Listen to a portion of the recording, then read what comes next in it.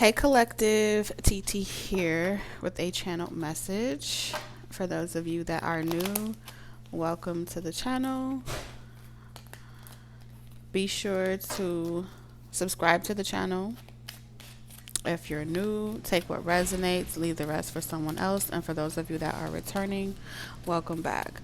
So the message that I'm getting for you collective is speaking about your gifts. Your gift of gab, your ability to turn something out of nothing, your creative flair, how you manifest your desires with effort and ease, whatever magic skills that you possess. You're uncontrollable, right? And with this energy of being uncontrollable, it's hard to persuade you, it's hard to tempt you, it's hard to bribe you.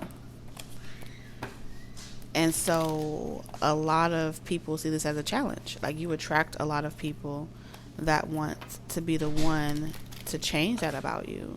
They want to be the one that was able to knock down those walls and,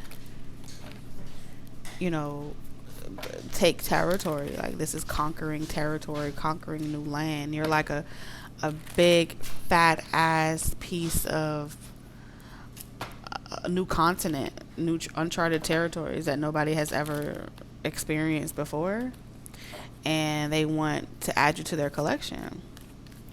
And so there's a hunger and there's some type of thirst to get you. You are a valuable source for not just one person, but to a lot of people. And they are dotting their I's, crossing their T's to do everything right, to try to earn you. There's this desire where it's like, I want to be the person that earns you. I want to be the person that wins you.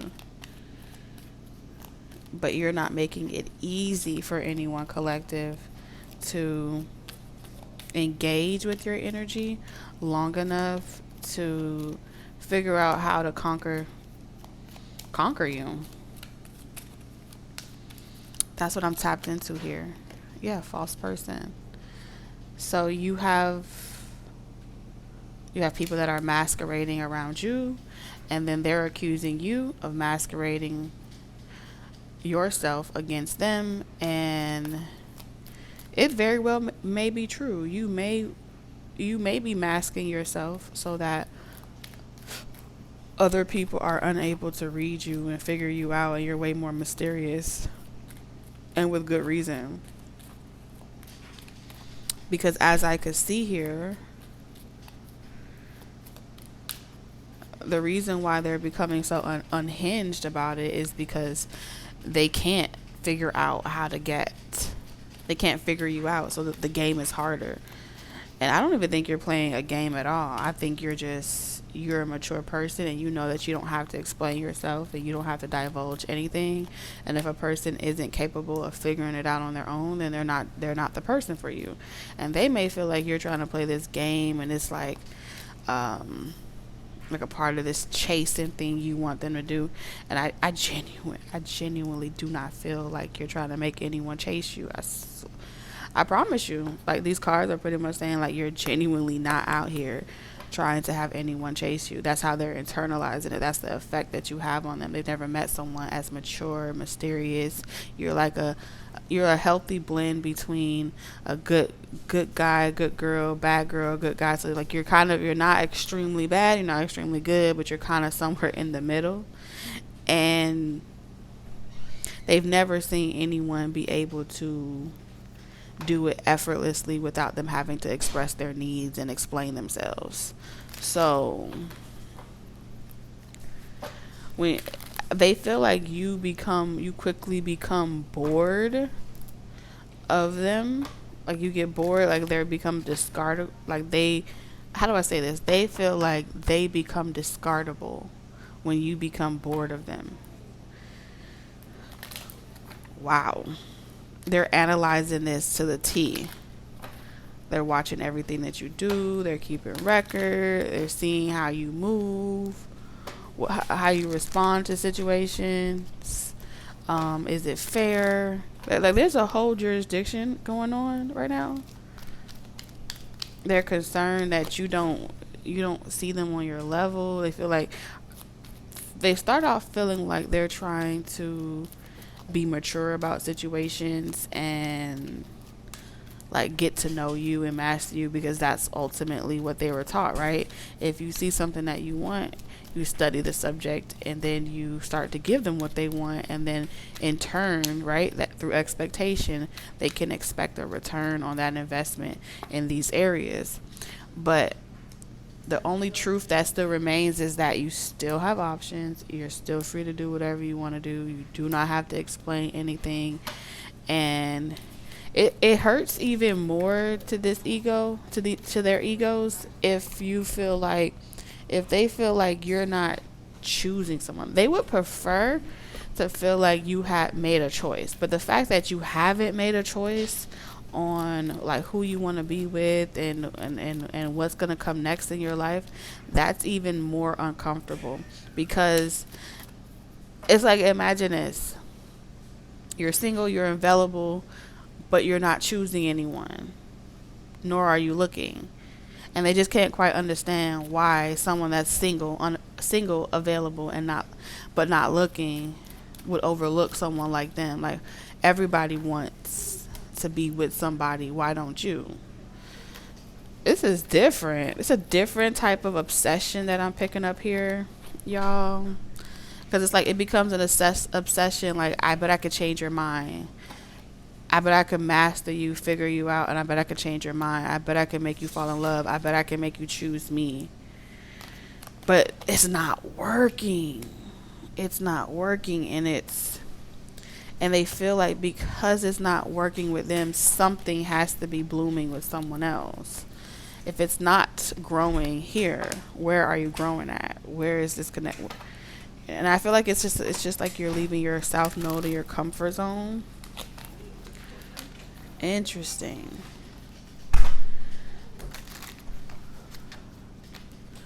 Missing you, all I hear is raindrops in every way. So I feel like right now, they, as a way to get over you,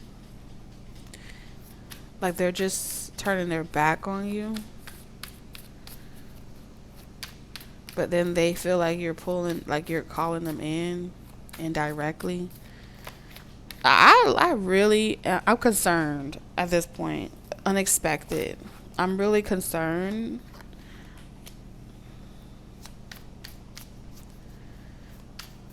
Because first, someone's like, I'm going to respect your boundaries, and I'm going to go in the opposite direction. I figure you don't want me here. And then they leave. And then after leaving, it's like they never really left. They just say that. It's like someone saying to you, I know you don't want me here, so I'm just going to leave. And then you don't say, no, I do want you here. I do want you to stay. And then they take it like, because you never said that, they can't come back yet.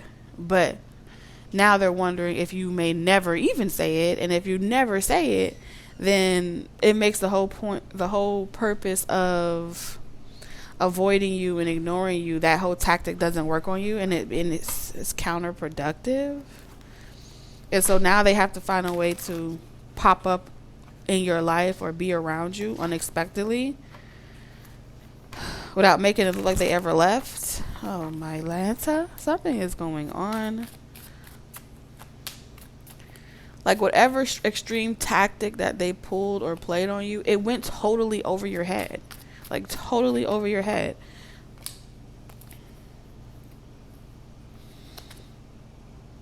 Yeah, facade. They thought they could get you to fold on your beliefs. Everyone says that they don't want this, but it's all cap. But someone thought they could force you, like they could indirectly expose or prove, even to themselves and their own ego, that it's a facade that you put on when you say that, like, you could do this all by yourself, or that you don't need help, or that it's like, well, everyone needs help. Everyone needs somebody. That's an ego thing. And then they become like, obsessed with proving that this is how it works. Everybody needs someone. Someone wants you to need them and be codependent on it. Like, it's not just one person. It's like it's a level of consciousness. Yeah, we have North Node purpose. I'm not saying that you don't have connections and want to connect with people and things like that, but what spirit is revealing in this message is pretty much that you're okay without it. You're not lonely by yourself. And I feel like somebody else, other people were trying to prove that they're not lonely either without you. Oh my God, like, I'm not lonely either without you. I could go without being around you. I could go without seeing you. I could go without your gifts. I could go without this. I could go without that. Sex. Sex with you is amazing. Like, right here, right now, there are people that are, when I tell you, they are nostalgic as hell about your sexual encounter. If you guys have ever had some type of sexual encounter with people, all of them, every last single one of them is going through a period of reminiscing. I don't care if they're single, taken, unavailable. It's all happening. This is the season where people will be coming back around under fake accounts and just like checking to see like what you up to, what you doing, but then like denying that they're actually doing that.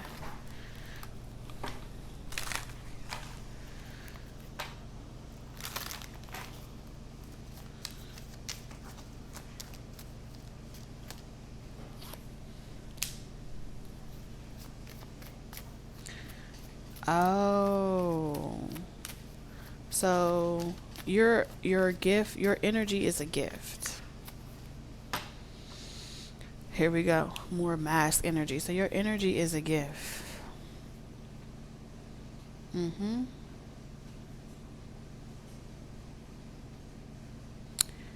People feel like you are trying to invoke some type of fear of loss in them. And that's why you're mysterious. But truthfully, what I'm seeing in the energy is that you are reserving your energy, actually. At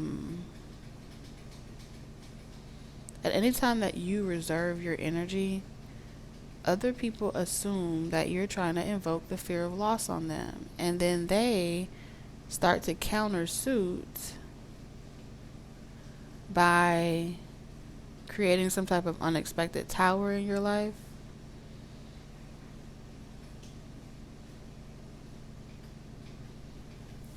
What's this unexpected tower? Something about your time, like wasting your time, over engaging.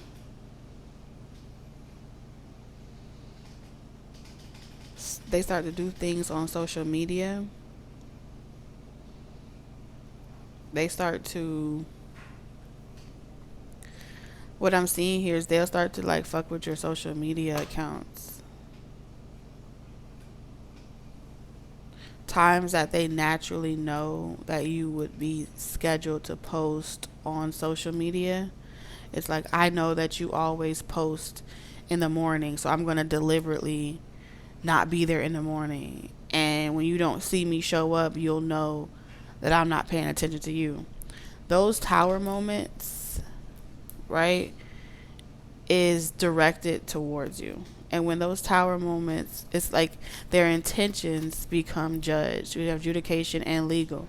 So in the 5D, they are held in spiritual contempt. And the divine pretty much reviews the situation and determines, like, okay, was that premeditated or was that genuine? Were you intentionally trying to harm collective?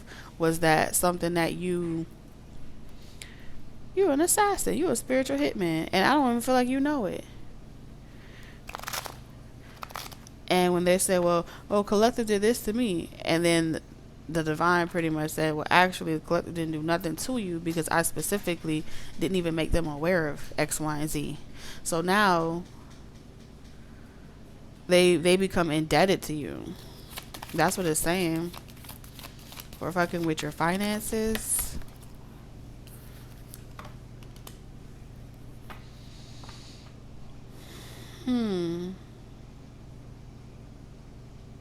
And then everything that was intended for you becomes a thing, a huff and puff and blow your house down. It becomes the things that they experience. So any situation where you feel as if like people are being turned off by you, they're worried that they may have done something to you or something like that. They're trying to physically come into your reality in the 3D by doing something fair towards you.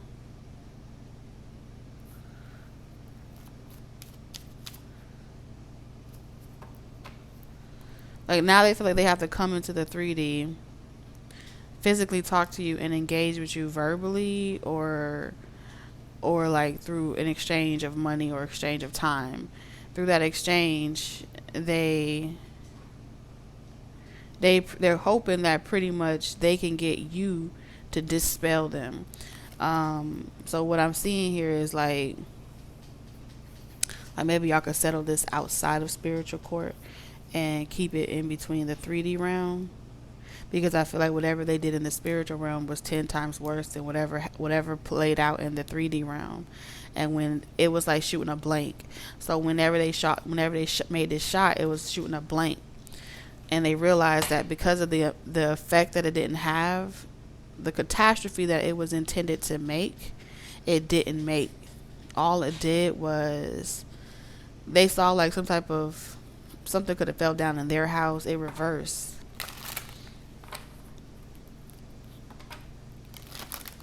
Maybe in the 3D it caused you to lose some type of stability, momentum, foundation. Maybe you had to go, maybe this was like you were late on one bill or you were late on something and it caused you to have to go to court. You didn't really lose it completely. Some of y'all did, but ultimately, if that physical 3D experience caused you to have to spend less time with the divine and commune with however you journal, write, having the freedom, if the divine gives you a house so you can commune with the divine in your home, that stability allows the relationship between you and God to flourish, right? So when your stability and your foundation gets fucked with, you have less time to commune with God because you have to focus on these physical matters of maintaining your foundation back. You have to focus on that. So there's a setback. Now, the offense is bigger than you. The offense goes all the way up to the top. Because the person that gave you the house, provided the stability and X, Y, Z, that also told you not to avoid putting yourself out there, not to avoid triggering people, not to avoid living your life and being who you are. The person that did all of that, the master teacher,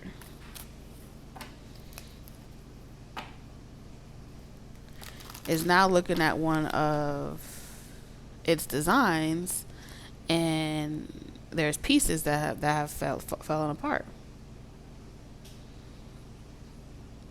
So now you as the vessel, you're no longer able to freely operate in love and engage, right? Because you're a vessel of love. The collective that I'm tapped into is a vessel of love. The divine is able to, mastermind. Go for it. Pretty much the divine uses your vessel as a channel to express its infinite love through.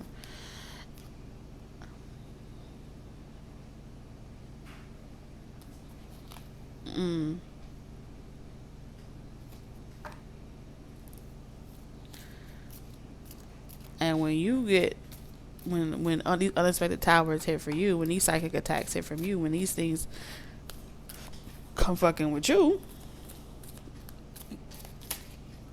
you're not able to really show up for other people.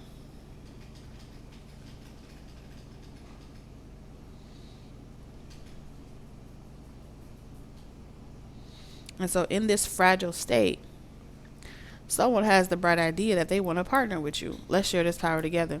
Let's do this together. Let's do this thing together. And they want you to be blind to the things that they did in the spirit, and they want to settle outside of spiritual court because they're afraid that their actions are going to catch up to them. And eventually they're going to have no one to ask for help. The divine is about to catch up to this person. This is the season where someone, this is bad. There's someone that's going to be stuck for the rest of their life working really hard to make ends meet. It's a part of their karma. Like everything that they do is going to experience some financial turmoil. Someone as well could have intentionally like stopped paying bills for a house, got evicted, let that shit fall apart because they wanted to place themselves onto you as your burden. And that's also being reviewed in spiritual court. They thought that they were going to be able to mastermind this situation, talk directly to you, finesse you, woo you, whatever, and that was going to get you to like slow down and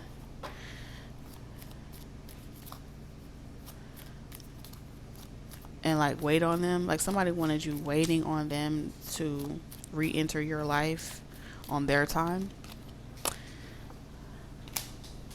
It ain't gonna work. So right now, making it feel like they're turned off by you, like they don't really care what you got going on, like they don't want to invest in you. It's like a tactic to humble you. Ooh, somebody is just racking up more and more and more karma. They have no control over you. Ooh, baba booba.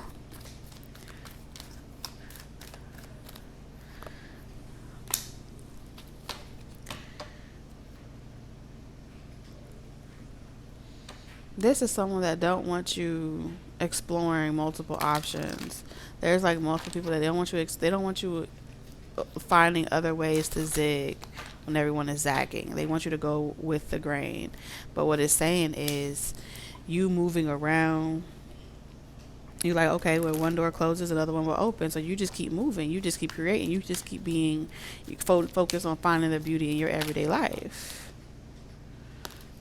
But someone was trying to like close all these doors for you and then leave only one path open, and it would be their path, and everyone else would be knocked out of the ballpark, and then that will force the bull to go down one particular path. But that's not, that's not really working. It's not really working out the way somebody wanted it to work out, and it's making them feel very tight and uncomfortable.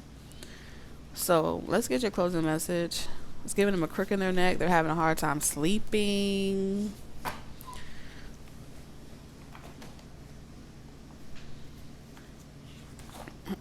Her silly rabbit tricks are for kids.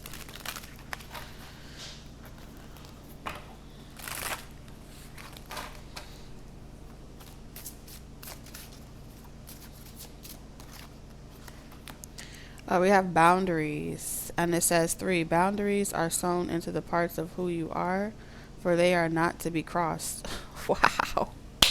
Collective, this reading has been amazing. All right, sending you lots of love, wisdom, and guidance on your journey. Until next time, bye.